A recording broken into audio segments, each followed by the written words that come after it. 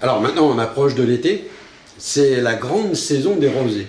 Puis on a deux devant toi. Quelle est l'économie du rosé? On approche de l'été, mais on essaie quand même de les boire. Enfin, de toute façon, naturellement, on a envie de boire du rosé dès qu'il commence à faire soleil. Et comme en ce moment, il commence à faire soleil et que les températures remontent, naturellement, on se détourne peut-être un peu des rouges un peu puissants, de certains blancs un peu généreux, pour s'orienter sur les rosés. Puis il y a aussi la curiosité du nouveau millésime avec des nouveaux vins qui sortent. Alors, quelle est l'économie du rosé? Elle est primordiale. Elle est primordiale parce qu'en Provence, on produit plus de 90% de rosé. Que c'est un secteur économique très important, évidemment en consommation locale, mais en consommation nationale et internationale. Le rosé, finalement, c'est un nouveau marché. C'est un nouveau marché qui est assez récent, hein, parce que ce marché a pour moi moins d'une dizaine d'années, avec un petit coup de boost depuis 3-4 ans, où le rosé s'est fait une belle place. Donc c'est un secteur en plein développement et on a un travail considérable à faire. Mais est-ce que ce n'est pas dû aussi au fait qu'on soit sorti du rosé qu'on dégustait au bord de la piscine? On n'en est pas encore...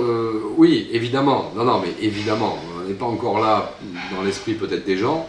Parce que ce que tu viens de dire, c'est lié à un art de vivre. Moi, quand je dis que le rosé est un vecteur de convivialité, c'est vrai que quand on est entre copains, qu'il fait beau, qu'on fait un barbecue,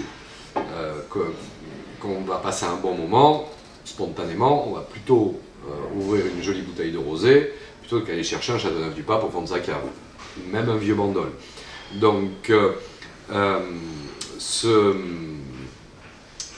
cliché, oui, on le perd. On le perd parce qu'on a des très bons vins, on a des meilleurs rosés que ce qu'on pouvait y avoir. Si on avait la possibilité de mettre une bouteille que l'on produisait il y a 15 ou 20 ans et des vins que l'on produit aujourd'hui, je pense qu'on se rendrait compte quand même du chemin considérable qui a été fait en termes de technique, en termes de packaging, en termes d'image et en termes de communication de gastronomie. Voilà, donc on a des rosés pour ces moments de convivialité, on a des moments pour des rosés pour des moments plus gastronomiques entre guillemets, et puis aussi pour d'autres saisons. Mais c'est ça en fait la grande évolution. Il y a une vingtaine d'années, le rosé avait sa place à côté du barbecue, alors qu'aujourd'hui le rosé est rentré dans les restaurants. Oui. Pour moi, le rosé, évidemment qu'il est rentré dans les restaurants, mais au-delà de ça, avant de pouvoir rentrer dans les restaurants, il fallait qu'il trouve sa place. Parce qu'il faut quand même dire qu'on partait de loin. Parce que quand tu parles de barbecue, moi je parle de rosé merguez et de rosé pizza, quoi. Je veux dire, franchement, c'était pas terrible, quoi. Mais avant de rentrer là-dedans, moi je trouve, encore une fois, je me répète, je parle de convivialité. Il y a 3 instants pour moi. Il y a l'instant de convivialité que représente le rosé, je le répète. Il y a l'instant peut-être un peu plus de raffinement et de raffinement avec les rouges. Les blancs sont à leur place, je veux dire avec ce côté peut-être rafraîchissant et qui va d'un moment d'apéritif à un moment peut-être avec une cuisine beaucoup plus raffinée. Et le dernier, c'est le champagne.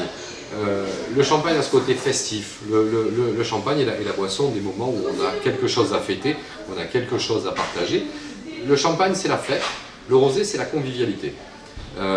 Au-delà de ça, il y a ces 2 instants qui sont très importants, qui pour moi sont complémentaires, et ce qui a fait que le rosé est rentré naturellement dans les restaurants, et ce qui fait aussi que le rosé, aujourd'hui, en dehors de son côté gastronomique, c'est que finalement, ça en fait un produit qui est quand même un peu branché. Mais ça a peut-être aussi une face cachée, c'est qu'à produire plus de 80% en rosé, ça occulte un peu les rouges et les blancs, alors que des blancs, par exemple, dans le Var, on en a de très bonne qualité. Il y a des blancs de très bonne qualité, que ce soit en bord de mer ou... Ah, moi, je pensais à l'Allée d'Hyères ou du côté de Cabasse, chez Gavotti, ça vaut le détour. Ça vaut le détour. D'ailleurs, c'est 2 domaines qui sont réputés par rapport à ça. J'allais dire, on a l'immense chance de produire des grands rosés. Je pense qu'on ne peut pas espérer, quand on regarde d'où on vient, être bon de partout. On est déjà bon dans les rosés, c'est déjà bien. Dans les rouges, on a toujours été bon. On a toujours été bon. Aujourd'hui, on est peut-être encore meilleur qu'avant, et pas seulement dans l'appellation Bandol. On a des très grands rouges en Provence. La production de blanc aujourd'hui représente 5%. Alors très sincèrement, en dehors de répondre aux besoins de consommation locale, je ne suis pas persuadé qu'on ait un vrai besoin d'aller ailleurs.